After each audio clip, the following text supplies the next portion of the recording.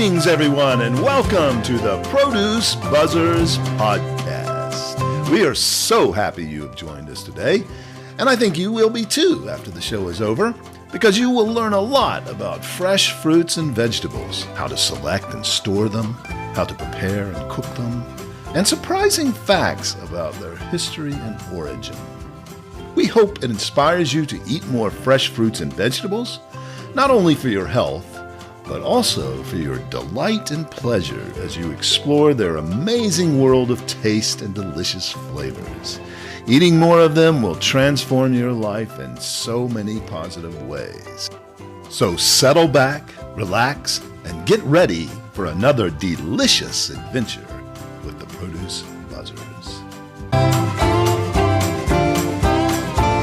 Greetings, Produce Buzzers fans, and welcome to another delicious episode of the Produce Buzzers podcast. I'm Edwin Stepp, your host and executive editor of ProduceBuzz.com.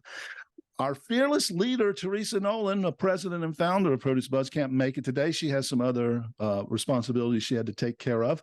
But I'm joined once again by Rick Stepp and Cynthia Benedetto, both contributing editors to Produce Buzz. Now, fruit and veggie lovers, we have a very special guest back on the show today, a woman who has been making a great impact in getting more people to eat fresh fruits and vegetables through her wonderfully creative content on her website, The Produce Moms, which is theproducemoms.com. You should visit. Lori Taylor is the founder and CEO of The Produce Moms, a global community on a mission to put more fruits and vegetables on every table. Prior to launching The Produce Moms, Lori sold fresh produce to grocery retailers for a regional wholesaler in her hometown of Indianapolis, Indiana. The Produce Moms website features hundreds of recipes and educational content authored by Lori and her other mom colleagues. The popularity of the website has grown steadily over the last decade, and as a result, she often appears in the media as a chef and fresh produce expert. Her content has been featured by Oprah, Martha Stewart, GQ Magazine, Real Simple Magazine, HuffPo, Stylecaster, and many others. Her media appearances always include innovative and inspiring ways to prepare and eat fresh produce. She is also a seasoned keynote speaker, and she's received many accolades, including the inaugural Forbes Next 1000 initiative, which spotlights startup entrepreneurs that are changing the world through influence and innovation. Lori is also a fellow podcaster as the host of the Produce Moms podcast, which you can find at theproducemoms.com.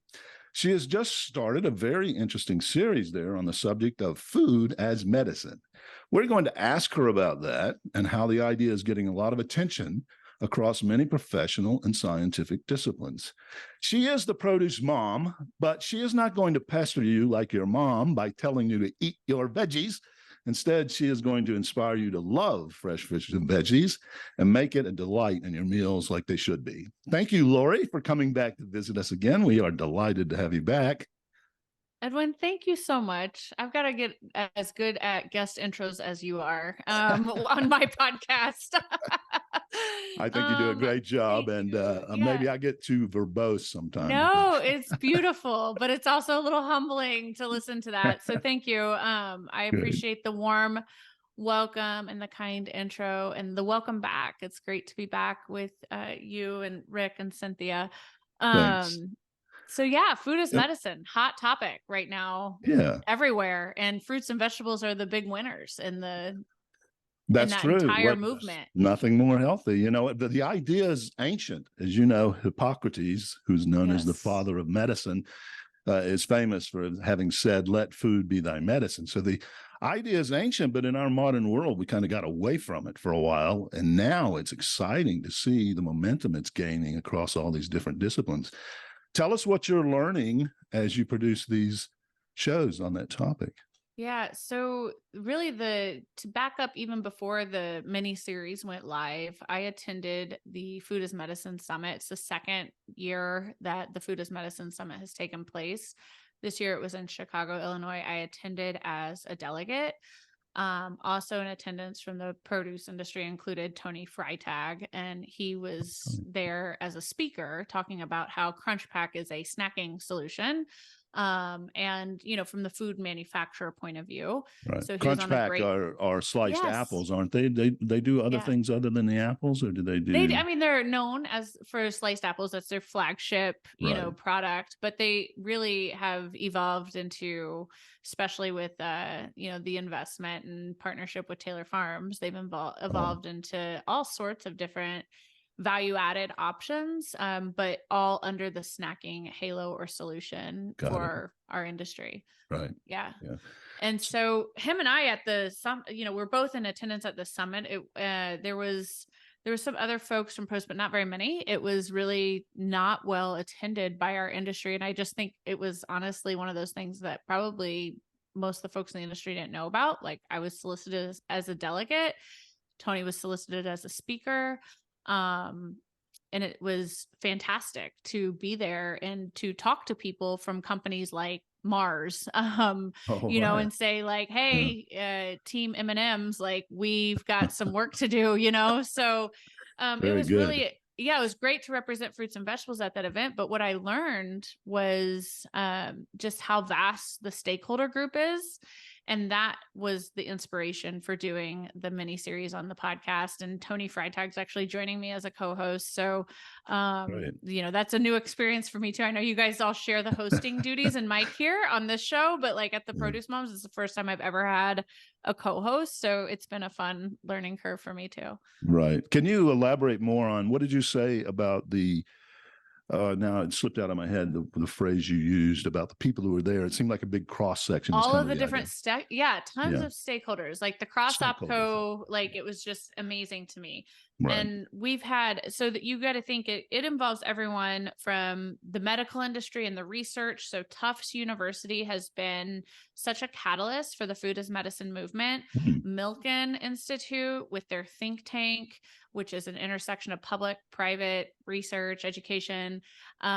They've been a real catalyst. We actually had Holly Freistag from Milken Institute was one of our guests that's within this mini series. So her episode's certainly a must listen to learn more about what they're doing to advance food as medicine. And they're really leaning into food prescriptions as a means to, yes. Yeah, so that's a big topic. So those two, medical research, think tank, public-private partnerships, retailers, a lot of the retailers were represented at this event.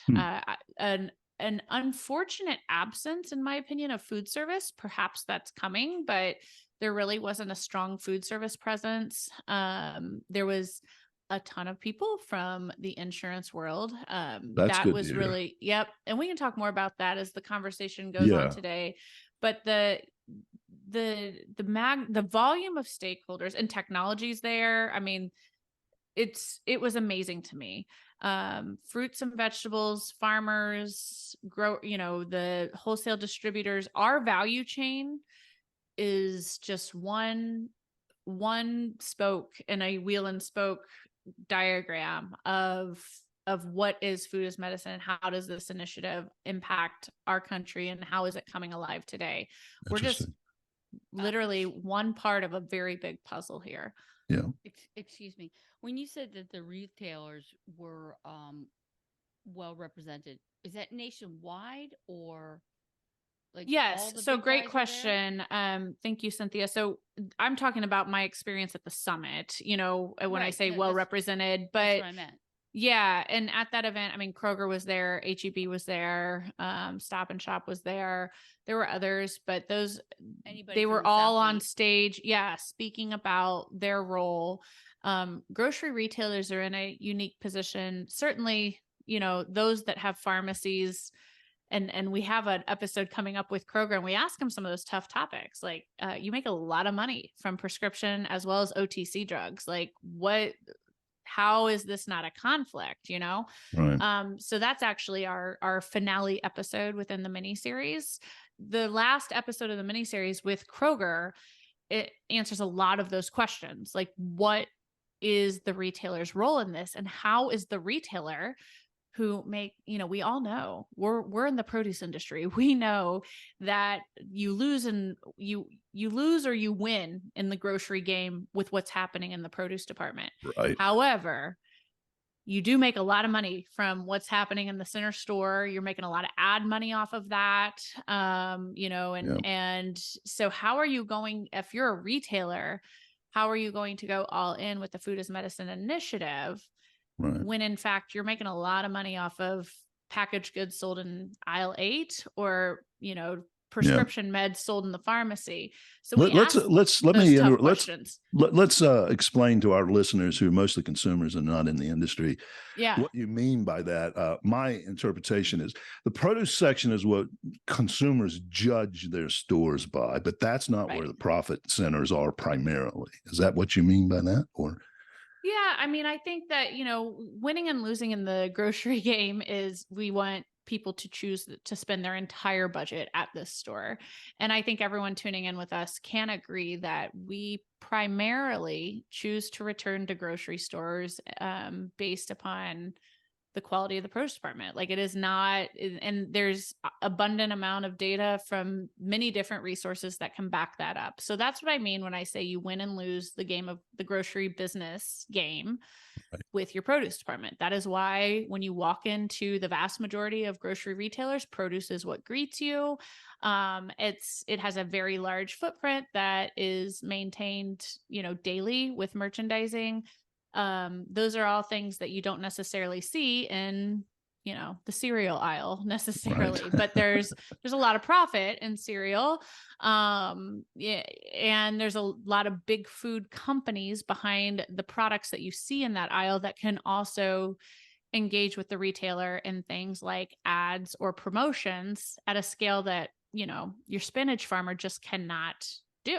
From our industry's values and standards, it probably wouldn't even necessarily be, I think it could even be seen, and I'd love the three of yours opinion on this, but like, I don't even know if our industry would view that as a noble use of resources, to engage in some of the point of sale promotions that you see other consumer products engage with at grocery retail. And we've talked about that on our podcast a few times, that that produce department is where the judgment is being made often by consumers and where they need the most help in figuring out what's on that shelf. When you're buying a bag of potato chips, it may be the price, the texture, there's hundreds of SKUs on the potato chip aisle, but you don't really need somebody there to help you figure out. But in the produce department, you do. And so I think I think the bigger problem is that the produce growers, shippers, suppliers really don't have the resources to do that. And I think they would see the value in it if they could. But they got to focus on farming and other strategies to even increase demand, and understanding, break down the knowledge barriers that are. And it seems that responsibility should fall on the retailer. So I interrupted you because you were. No, it's okay. That's where you were focusing on the retailers at this conference. And what did you hear them saying specifically about I heard a couple things. Really interesting things. Like one, because I was also, as a delegate there, by and large, to represent what we're all passionate about, empowering the fruit and vegetable value chain. My job was to ask those tough questions even at the summit. So I asked the representatives from grocery retail live in the summit while they're on stage, like, hey, how are you going to give a priority when it comes to retailer promotions to the healthiest foods in your store, specifically fruits and vegetables, if we are truly going to get behind this food as medicine movement? Good for you. And I was very encouraged by the fact that a couple retailers have taken, like, for instance, their dietitians have moved to product sourcing, or they've made a deliberate shift where they have a nutrition presence within the buying office, where it used to really be uncoupled, where, the RDs would kind of stay in their own lane. I'm yet to see if there's going to be actual influence. I think time will tell if there's going to be influence on, who gets the market access, what products are getting the POs. Are they getting slotted in like the doghouse, or are they getting premium, shelf space or merchandising support? I think time will tell. Yeah. But there is, as produce prescriptions ramp up, and we have health plans that are paying for food, whether it's medically tailored meals or produce prescriptions, the grocers have a lot to gain as it relates to incremental sales in the produce department. We have a lot to gain as produce industry, passionaries. So since you well. brought that up, the insurance. Well, Cynthia, go ahead if you have a question. I was just going to say that when we were traveling and we were doing support for the different produce commodity groups, to lending the support to retailers, not only would it be with the buyers, but it would be a lot at store level.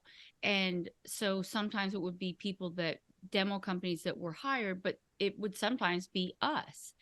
And I feel like there's not at store level the commitment to education for any of the different clientele. You being a mom with small children, how do I get them to eat, fill in the blank? Or Right. me looking for inspiration for instead of my go-tos. And I find the reason I asked you if it was nationally supported or attended by retailers, because I find that where I live in the Southeast, it is like pushing a rope in terms of the knowledge instilled at produce level. I agree with you. We get and I think that it's going to be I think that's a challenge that's not going away, and I think that it's a challenge that's threatening not just our industry, grocery retail and produce, but it's like every industry is facing a crisis when it relates to consumer service and education. And I don't know if if we can realistically think that retailers are in a position where they're going to be able to adequately train and retain staff on the produce department floor that can be hands-on with shoppers, nor is it realistic to think that a shopper's going into a grocery store and wants it to be anything beyond a quick in and out. The consumer behavior has changed dramatically, even, in light of the pandemic and post-pandemic, as it relates to wanting things instantaneously delivered to their doorstep. So the thought of like, hey, I'm going to walk into the produce department and have a casual conversation with the manager about the difference of Washington cherries versus California cherries, and what are the best strategies on how to pit these so that I can give these to my, toddler son.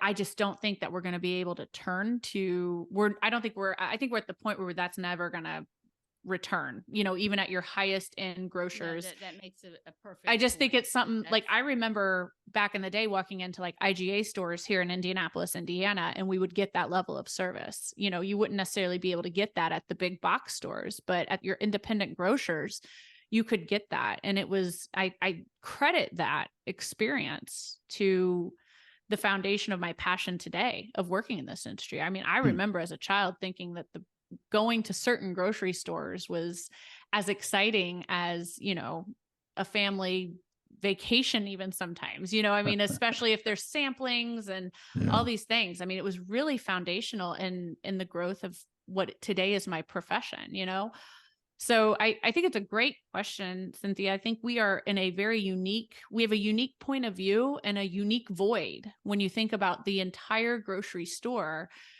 the produce department, I think the data today is the average produce department in America has around 200 SKUs.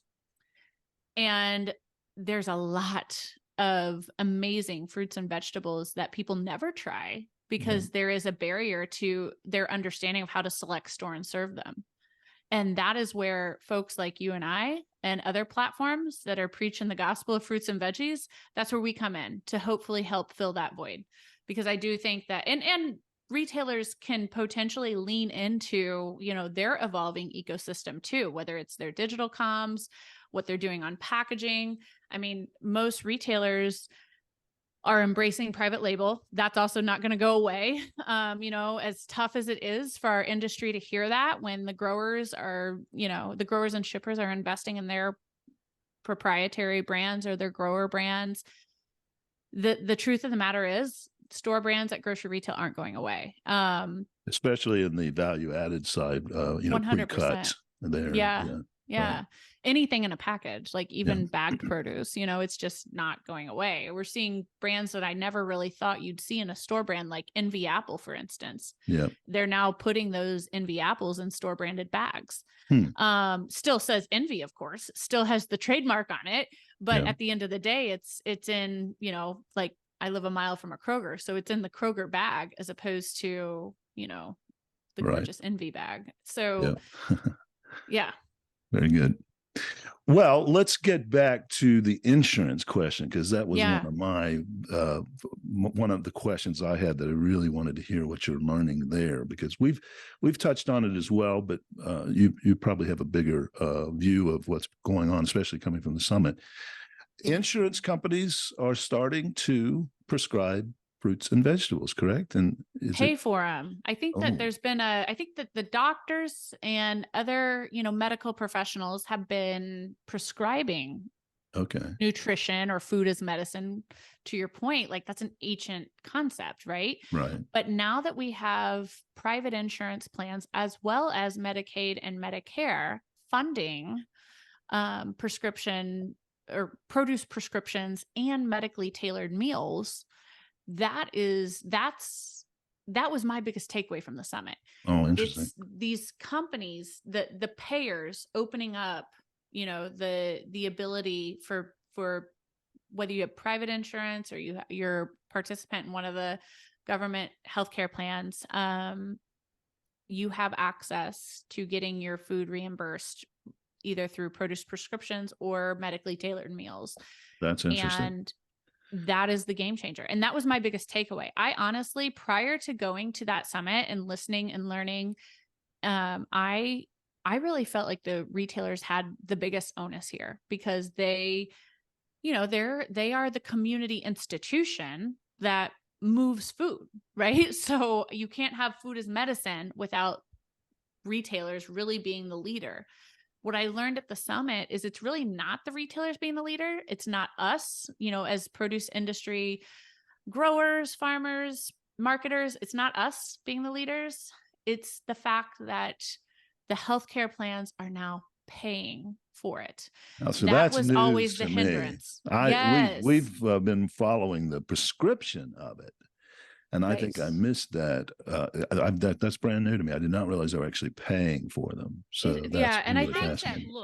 How so I'm not in a position where I'm getting prescribed I don't have a pre-existing condition where part of my personal health and wellness is going to include produce prescription. So I'm coming at this with the listen and learn point of view, not like a patient point of view. So let's get that out there right now. There could be someone tuning in who has a very different user experience than what I'm explaining. So we're recognizing and honoring that. But the way it works, based off what I learned at the summit, is when you go, whether it's for preventative medicine or treatment, medicine, you could have an existing condition, or you could be, at risk for a condition such as diabetes.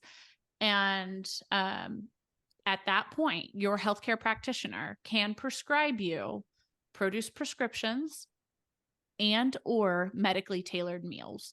Medically tailored meals can include everything from like, this is really good for pre-diabetic to type 2 diabetes to you have heart disease or you have really bad arthritis. There's so many different conditions that medically tailored meals can, touch upon. And interesting. And does that take the form of some of the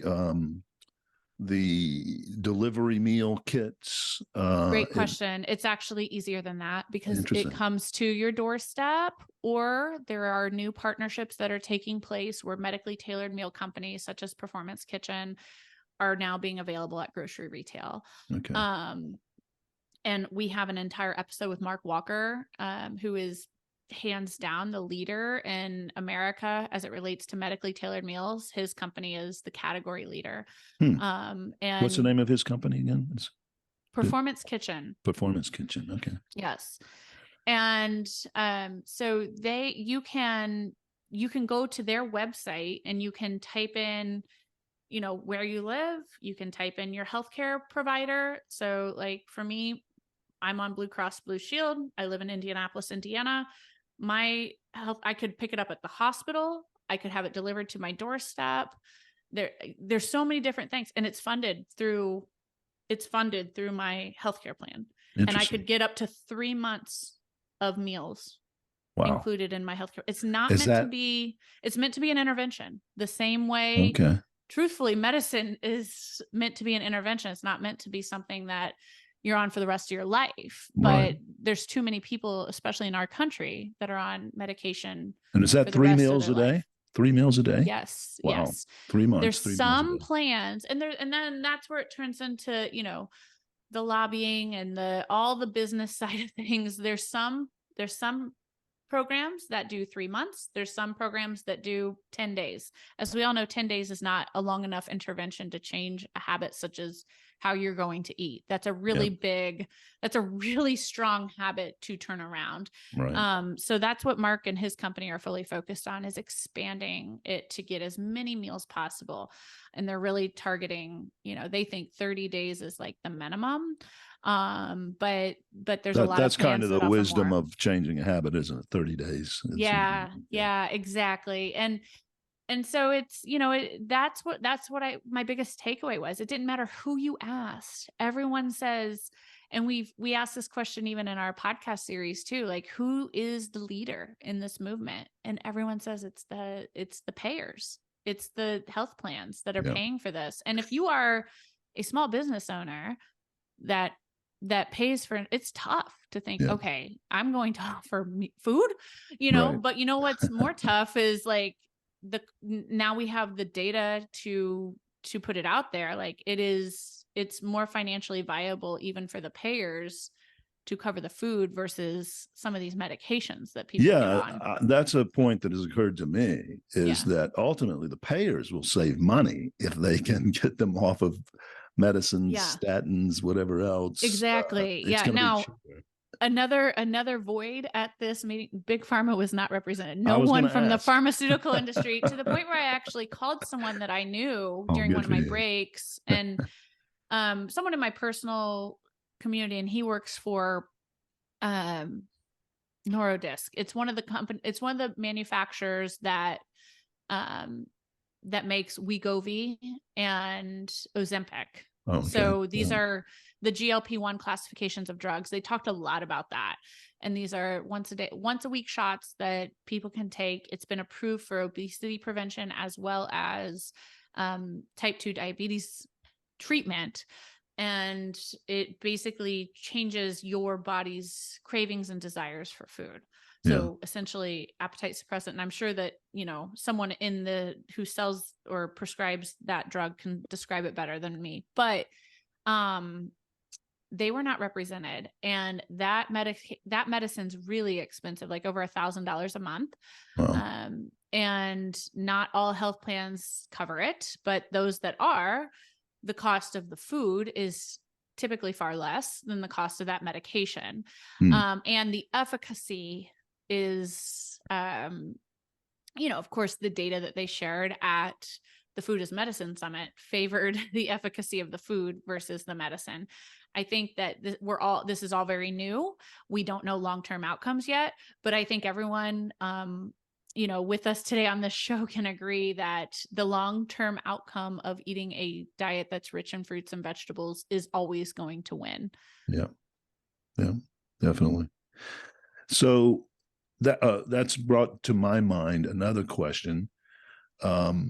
At the conference, do the payers, the insurers payers, what else do they require from their clients or their patients other than just taking the food? Do they require some other kind of regimens?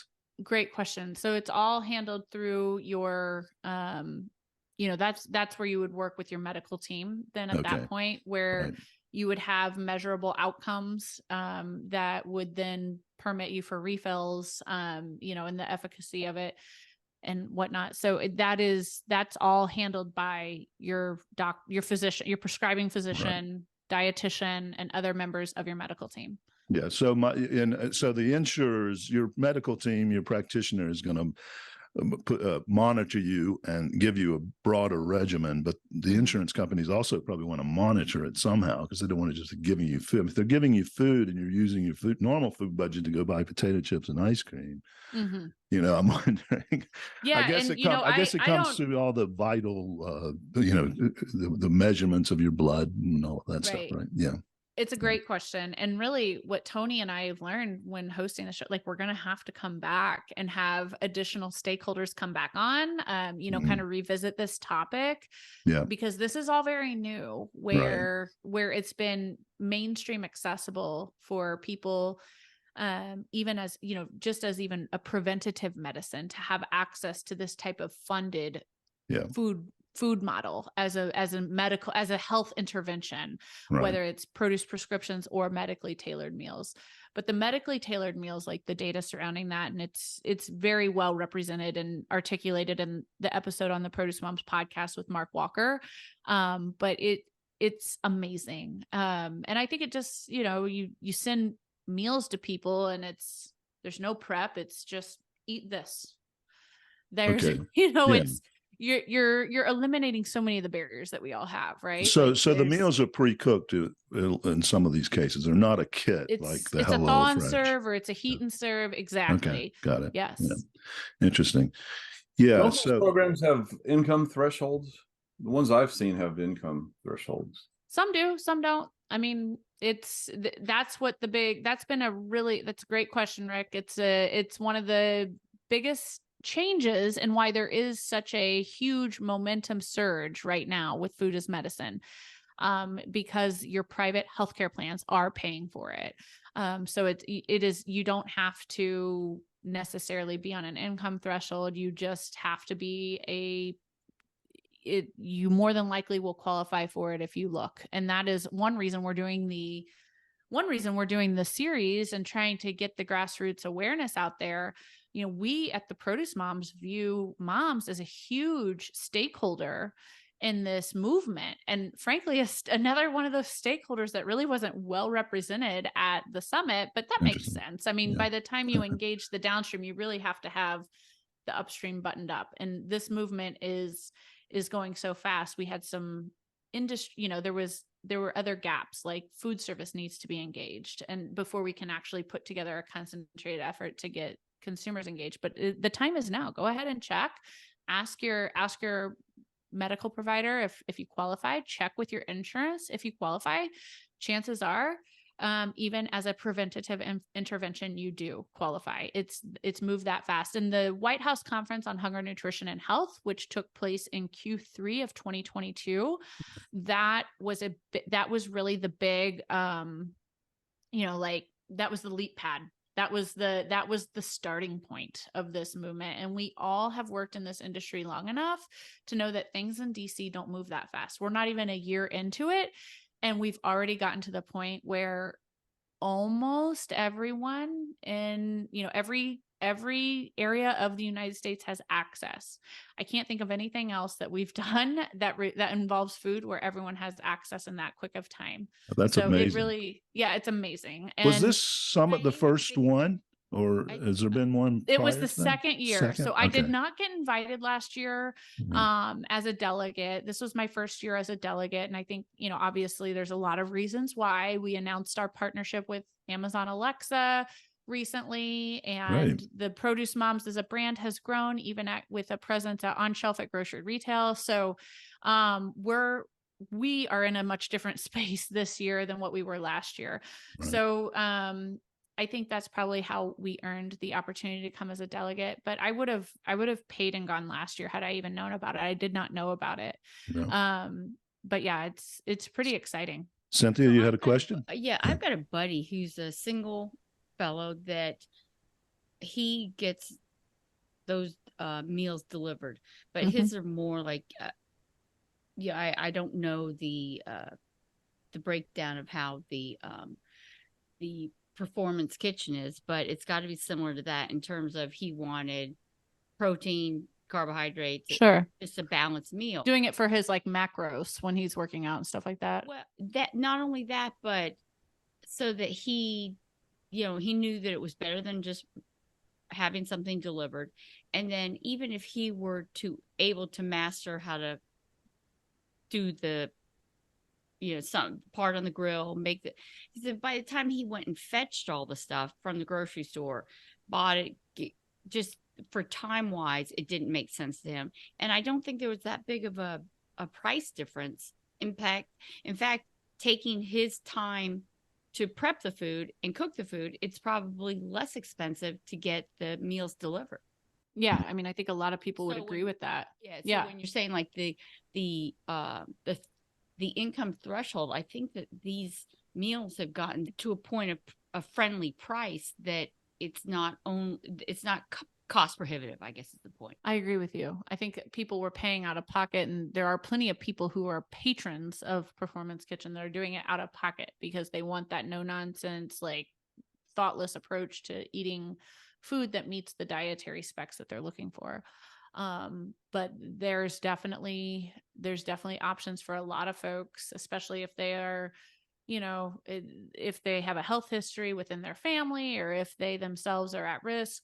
There's a real good chance that they qualify for the medically tailored meals benefit from their private health care. Very interesting. This is exciting to hear, and really exciting to hear you talk about how fast it's moving. I remembered I didn't go to the summit in Washington, but I was well aware of it and followed as it was happening. I haven't really checked in much since then, but it's great to hear that it's moving that fast and that effective. I have a friend here who was a cardiologist for 20 years, and he left his practice because he said, I realized I wasn't practicing healthcare, I was practicing sick care. We had him on as a guest last year. And he's doing something very similar, working with some food companies to it is more of a localized thing, but and also working with some companies. So I want to touch base with him and see what he would probably have a great perspective on this topic. And one of our guests on the mini series was Dr. Robert Graham. He's also known as Chef Robert Graham, MD, because he actually went to culinary school. After he became a doctor, realizing, he was prescribing too many pills and not enough, promoting food is medicine. Yeah, exactly. Well, he says this, I'm not going to go on record to trash the whole medical industry, and he doesn't either. He realizes there's a place for it, but he said basically we were in the business to get repeat customers. Ultimately, that's what the system is designed to do. It's not designed to heal. It's designed to keep the customers coming back. So and you know what, Edwin, I think we do need to engage the pharmaceutical industry as a stakeholder in the food as medicine movement. Right. That's why I stepped away as a delegate and called my friend whose job is, sales of GLP-1s. And I was like, do you know anything about this summit? Are you on purpose not here? Like, what's going on? All the data, of course, if you are looking at it from a journalistic approach, it's like, okay, there's one side of the story being told. I definitely agree with that side of the story, but I do think it's important to have that representation and the engagement. The same way you're seeing huge companies like Mondelez, who makes a bunch of money off of selling Oreos. They're also starting to buy healthier for you product lines and bring them into their portfolio, such as like the Perfect Bar. It's same things happening with PepsiCo and all the other big food companies. Right. They are looking for ways to balance some of their flagship moneymakers with better for you options. Yeah, they're buying up some produce companies too. I think Pepsi or Coke just bought one of the produce brands recently. I can't remember which one. Well, I think that they're definitely engaged with a licensing deal with I forget which grower it is. One of the grape and citrus growers. They're doing Yeah, it was just in milk. announced recently and it Yeah. slipped out of my head. Cynthia, I'm sorry Yeah. I cut you No, off. Did what was his rebuttal, your friend? He was glad I called. He was like, I think that we would be there if we knew about it. Oh, okay. So he had and idea. Chicago Okay. was his territory. So he's like, I would have been there, but he's, he did say the same thing that anyone in pharmaceutical, like, hey, we've tested these drugs. Like they're not going to, they do have lasting effects, and they are a great intervention. But it was definitely a hot topic, was GLP-1s versus food as a means to make America healthier. And well, a the lot of those world. drugs are developed from natural ingredients, right? Yeah, They realize that garlic or ginger has some special substance in it, and then they go try to create a pill out of it. So. Yeah, I don't know. I studied Spanish in college, and I've been, hustling produce and cooking since then. So I Right. talked to someone who's a biologist or a chemist. I am Yeah. not that person to answer that question, but I think, just the remarks you had at the opening of the show, like this is not a novel, new concept. This concept is almost as old as mankind. Yeah. Let food be thy medicine, medicine be thy food. That's, but at the same time, and this is something also that I love about our episode with Kroger, food is also meant to be really celebratory in our lives. Yeah. Like I don't, and that was Kroger's response when I asked them, or the representative from Kroger, when I asked her, like, hey, like, how is this not a conflict with what you're selling in the bakery or what you're selling on aisle 14, and Great she's questions. like, she's like, it's not a conflict because we believe that food is meant to be enjoyed, but that doesn't mean that you have to take out birthday cake when you're celebrating your birthday, Right. but what that does mean is now here's some additional programs that are going to make the best for you category foods, fruits and vegetables, more accessible, and not just work on food security, but actual nutrition security throughout America. Yeah, that celebratory aspect of eating, sitting down at a meal with friends and family, that's a big health benefit in its own. Exactly. But and most all of these major retailers have dietitians on their staff. Yeah. And I were they actually, there? through this, I actually scheduled my very first ever appointment with a dietitian. Excellent. I have never taken, I had no idea what the user experience or the patient experience was when you make an appointment with a retail dietitian. So I was like, oh my gosh, I need to do that. And so after interviewing Taylor Newman for this mini series, she's director of nutrition for Kroger. I told her and live in the episode, I was like, okay, I'm scheduling an appointment with Kroger dietitian. I did, and it was phenomenal. And I'm like, I think I'm going to keep this going. Yeah. So do they have them in locally in the stores as well? The dietitians? Mine was telehealth. And, I think that's also another one of those things, like that's been really normalized where people, it's not like, what, I'm doing a telehealth appointment. That's, how can a doctor treat me over the phone or over the internet? Right. So, but yeah, it was, I felt like it was a great experience. And I actually, my high school son, I'm making him an appointment. He has different goals than I do as it relates to what he's putting in his body. He's wanting I know one of his goals. He wants to play basketball at Duke. Yes. Yeah. Well, he'd love to play at Duke, right? I think we'd probably, he's 15. He's like 6'6.5", but I think that if he was, wow, yeah, he's tall, he's real tall. Oh man. And he's still young, but I don't know, never say never, but I kind of feel like if he was Duke caliber, we'd probably already know. But I've got my Blue Devils cup here. There you go. We'll talk about that. Before you sign off. But what the dietitian say about what did you discuss? Like just for me, it was, too quick to fatigue.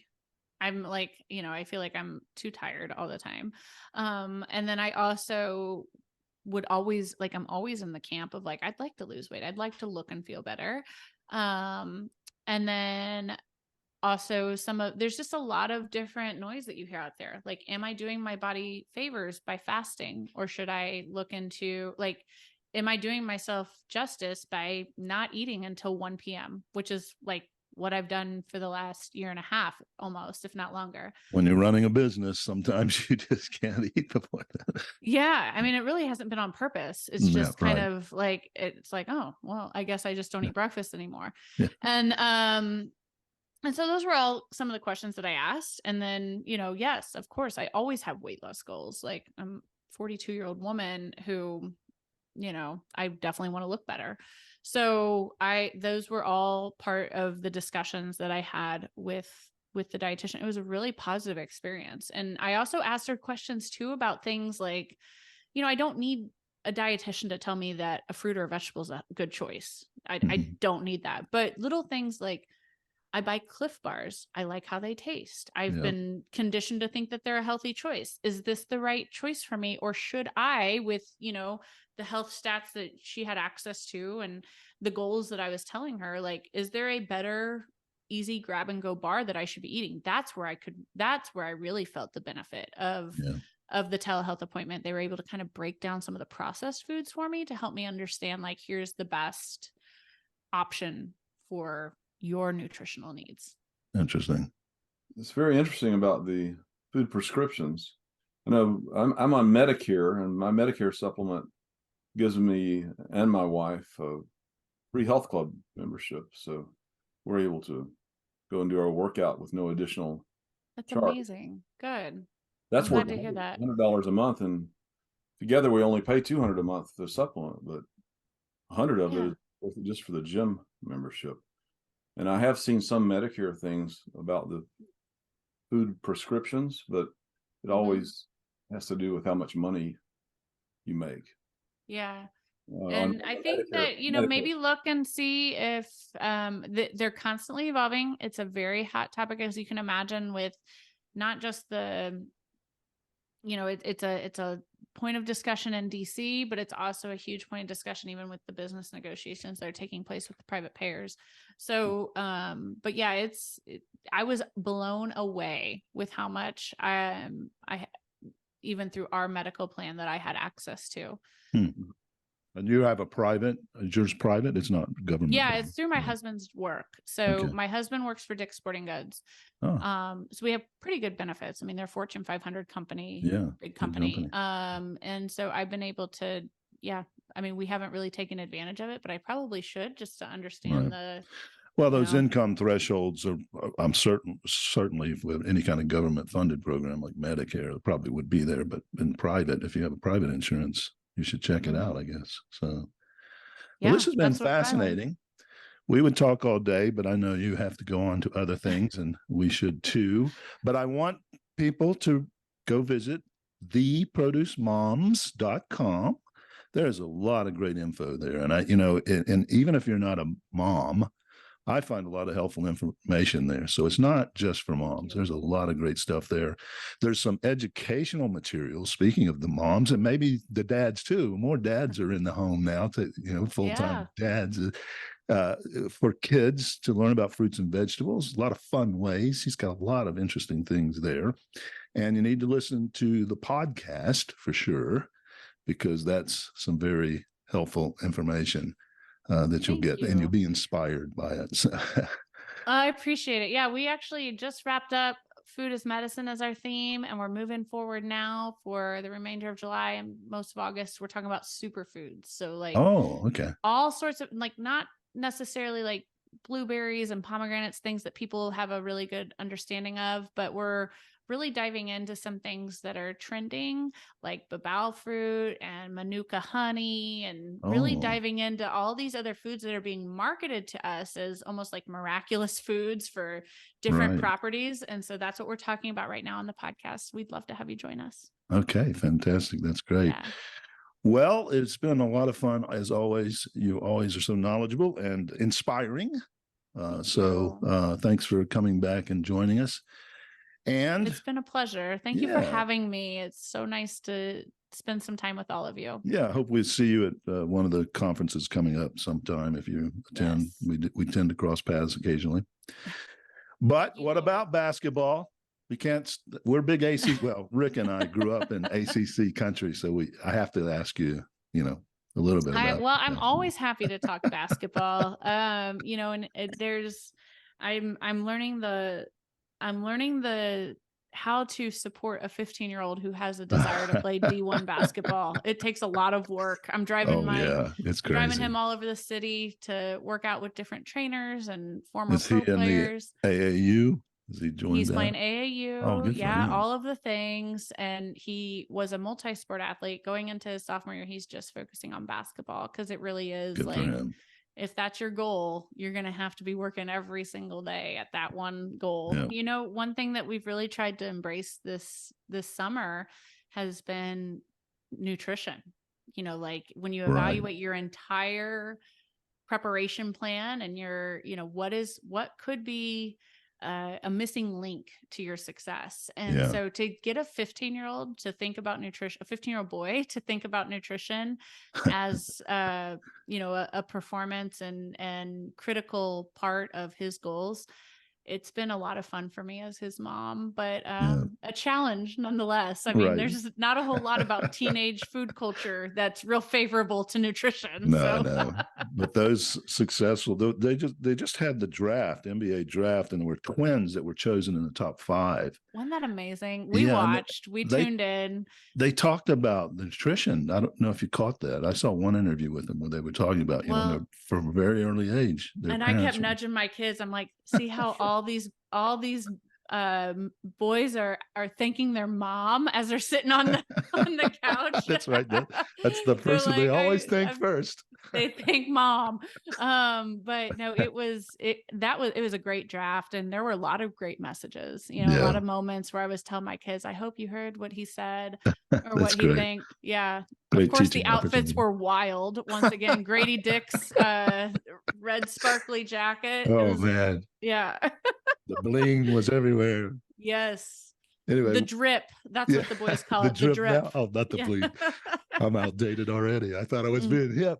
I know you need to go. Thank you so much, Lori. It's been such a pleasure. Yes. So good to see you all. Have a great day. Okay. Take care. Bye-bye. Bye-bye. Bye.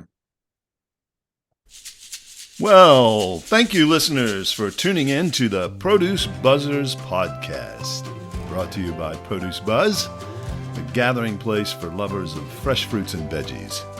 We hope you were entertained a bit and educated a lot about fresh produce. Be sure to join us next time, and please tell your friends to do so as well.